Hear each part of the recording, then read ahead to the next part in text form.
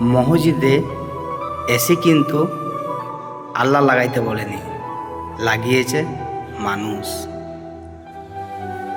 মসজিদের মধ্যে মার্বেল পাথর বা টাইলস আল্লাহ লাগাইতে বলেনি, লাগিয়েছে কে? মানুষ। দোতলা মসজিদ আল্লাহ বানাইতে বলেনি, বানিয়েছে কে? মানুষ। কেন? নিচে তলা দিয়ে ইবাদত হবে। তাহলে আমরা এখানে কি শিখলাম? সবথেকে বড় দুঃখ বিষয়, যেগুলা আল্লাহ বলেনি সেগুলা মানুষ করেছে, আর যেটা আল্লাহ বলছে সেটা কিন্তু মানুষ করে না। আল্লাহ কিন্তু ইবাদতের জন্য ডাকছে, কিন্তু মানুষ আসে না। তাহলে মসজিদের মধ্যে কিসের এসি, কিসের টাইলস, কিসের দোতলা, যে মসজিদে মানুষই না পাবে? হায় রে মুসলমান।